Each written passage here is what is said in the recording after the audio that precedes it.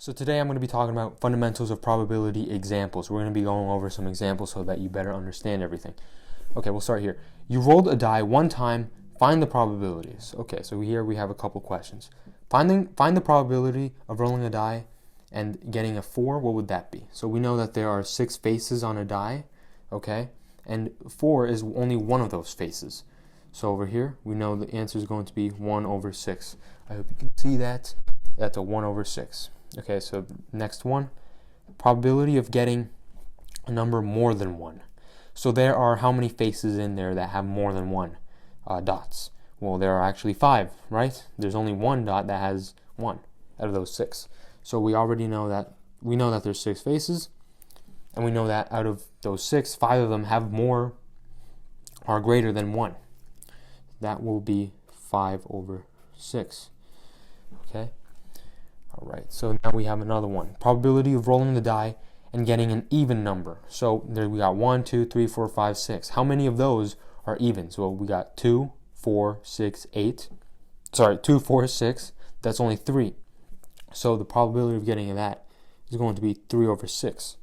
There's only 3 faces that are even. And, we should probably simplify that to be 2 over 1. Because that's probably how your teacher may want it, or the computer software is asking. So we have the probability of rolling a die and getting a number more than 6. So is there any faces on a 6 regular sided die that has more than 6? Well, no, not at all. Unless you're rolling a different die, but most of them are not. And if it just says a die, then it's safe to assume that it's only 6 sides, because that's the one everybody knows of. If it specifically does not say that, then be very, very careful, because then otherwise they might have to, the question is probably trying to trick you. But in this case, we all know it's only 6 sides. Rolling a number greater than 6 is 0. So there is 0 possibility of that. That's impossible. Okay, so now we have a probability of rolling a 5 or an even number. So we'll start with the 5. So how many sides of there are 5 on a die? Only 1. So we're not going to, this is not the final answer, but we have 1 over 6, okay? Because that's how many sides that have a 5.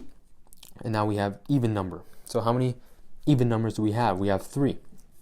So we're just going to add that. 3 over 6 plus 1 over 6. That gives us 4 over 6. So that is going to be our final answer. We can also simplify that to be 2 over 3, and that's going to be the answer. Another example. There is a list that contains names for 4 soccer players, 3 football players, 7 baseball players, and 4 swimmers. If a name is chosen to win the university student athlete award, find the probability if it was chosen at random. So we're going to find the probability of soccer players. So before we do anything, we have to add everything here to see the probability of getting anything, okay? So we have 4, 3, 7, and 4, okay? When you add those together, it should be 18. So we know it's 18 athletes in total. 18 athletes in total. So out of those, what is the probability of getting a soccer player? So we have 4. 4 of those 18. If we want to simplify that more, that would be 2 over 9. That would be the probability. And for a swimmer, the probability of that would be, is also 4 over 18. Which would also be 2 over 9. So now we have another one. Another question is asking the probability of a baseball player or football player. So it has or, which means we're probably, or not probably, but we are going to have to add. So baseball player, how many baseball players do we have? We have 7, okay? We have 7 over 18.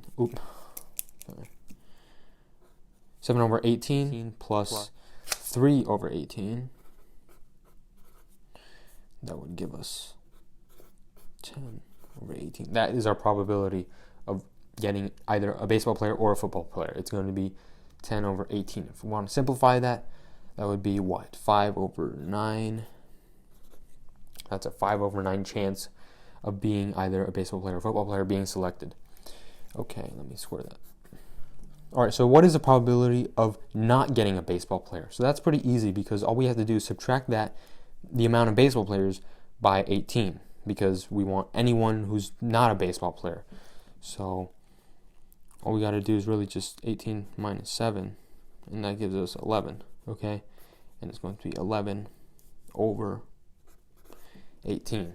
Also, another way to do this is to add all those except for the baseball, which is, 4 soccer players, 3 football players, that is 7. Ignore that one. Then 4 swimmers, so 7 plus 4, that would be 11. So we have 11 over 18. Another example, a school is having a raffle and there are 118 raffle tickets inside a draw box. You buy 12 of them. What are your chances of winning a raffle? So find the decimal and the percentage. So percentage of winning. Okay. So because you bought 12, you have a much slightly bigger percentage of winning, unless someone else bought more. But we know that there's 118 and you bought 12 of those. So all we really have to do is divide that. So when I did that on the calculator, it gave us 0.10169949, but I'm really going to ignore those numbers, okay? I'm going to say it gave me a 0.102, okay? So we're going to keep the hundredth there, or the thousandth. And then to make that a percentage, very easy, it's going to be 0.2%, I believe. No, sorry, this one.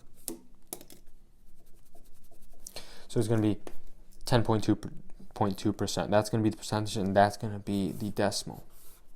Very simple. Another example, a school takes a survey of a trip students want to take. 76% of them said they want a beach trip. Find the probability in a percentage of students that want to go elsewhere or have no opinion.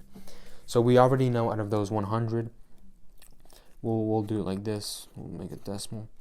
76% of them said they want that. So when we subtract it, we should get 0.24. Very easy. 0.24 have either no opinion or want to go elsewhere in that survey.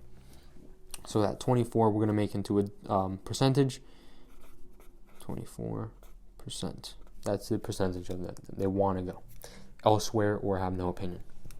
Another example, a school is changing the school lunch and took a poll of 1,000 students to see if they approve or disapprove changing the school lunch.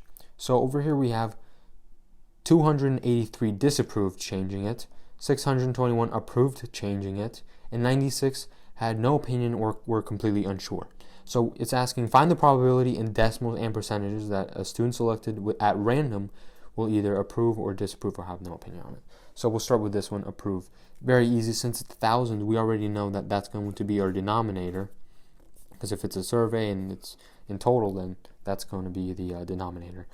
And so how many of them approve the change? So we over here it says 621 out of 1,000. So that's going to be the fraction. It says it wants decimal and percentages, so very easy.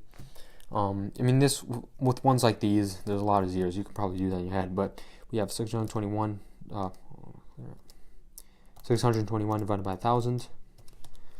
That's going to be our percentage, and we'll probably keep it like that because some softwares want it to be with 3 numbers and decimals. Sorry, and to make that a percentage, very easy. 62.1%, or sometimes it would just be 62%, just without that. So now how many of them disapprove or unsure?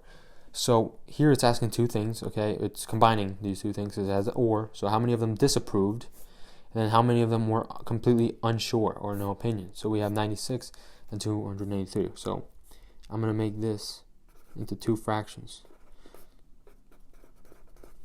So we have over here 283 out of 1,000 disapprove plus the 96 out of 1,000. And that is going to give us what? We're going to put that on the calculator. 283 plus 96.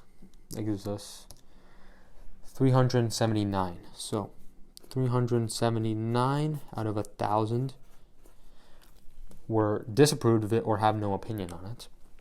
And so to make that into a decimal, we're just going to put it on the calculator. 379 divided by 1,000. It's going to be 0.379. 0.379. Or for a percentage, it's going to be 0.38. And it's going to be 38 because I rounded that 7 to an 8, okay, because there's a 9 next to it. So it's going to be, not 0.38, but 38%, okay? It's going to be 38%, and that's going to be our final answer. And as you can see, it actually makes sense because when you add both of these together, this pair, this 0.621, and as you can see, these actually make sense because when you add both of these up, it gives you 100. Thank you.